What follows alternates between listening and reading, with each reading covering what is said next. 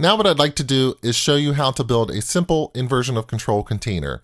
I'd like to do this for two reasons. One reason is that an IOC container is obsessed with types and reflection since it uses reflection to do quite a bit of work. A second reason is that this gives us another practical example of using generics in an API design, and we'll see a few things that we haven't covered in previous parts of this course. Now, even though this container will have a number of features, I'd suggest you never write your own container except to learn a little bit more about how containers might work. I think it's a noble goal, so everyone should write their own container, just never for production use, because there are already many good containers to choose from with all the features that you need. Projects like StructureMap, Castle Windsor, Ninject, Unity, even the Managed Extensibility Framework, or MEF, that is part of .NET, that can be used for IOC container-like behavior. And if you have never heard about IOC, or the dependency inversion principle, or dependency injection, check out the Design Patterns library. The short summary is this. If I have a component in my system, like a logger component that logs messages to the Windows event log, I don't want to tie other classes in my application to the logger so that they can only write to the event log. I want some flexibility to swap out that logger with a logger that writes to SQL Server or to a text file on disk. So instead of instantiating a logger directly from something like a payment service, I want a container that can construct that service for me and create the dependencies that it needs based on some configuration information I've given to the container. Let me explain this using some code.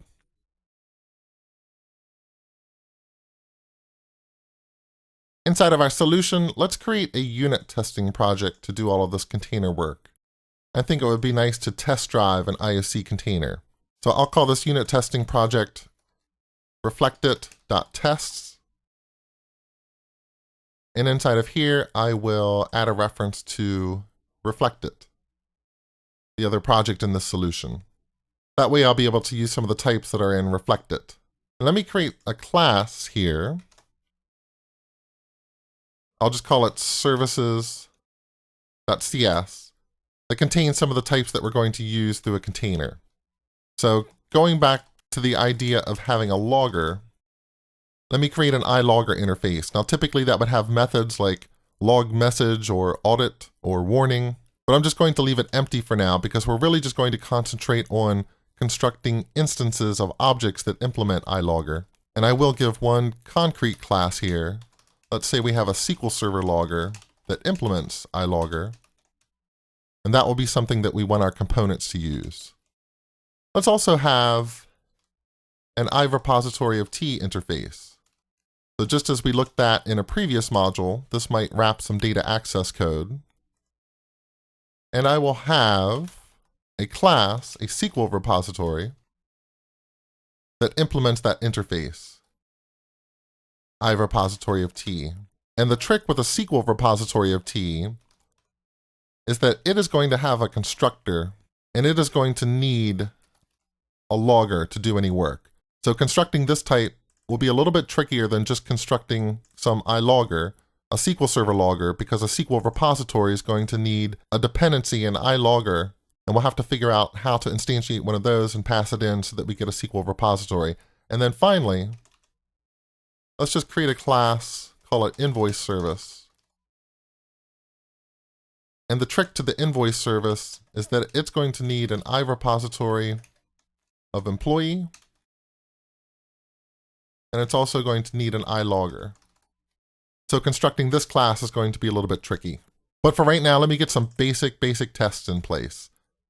I'm going to rename this file ioctests.cs. And here's the first basic description of what I want an IOC container to do. I want it to be able to resolve simple types. In other words, I want to be able to instantiate some class, let's call it container. And then I want to be able to tell the container that when people are using an iLogger, or if some component needs an iLogger object, I want it to use that SQL Server logger concrete type.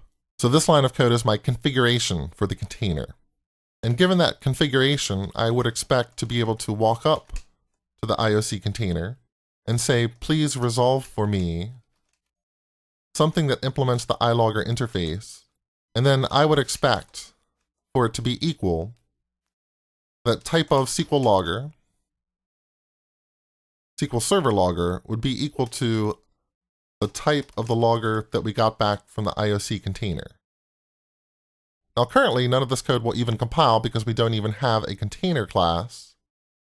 So let me go into Reflect It and do Control-Shift-A to add a new class. We'll call that container.cs. This will be a public class. And over here in the tests, what I could do is just generate a method stub of 4.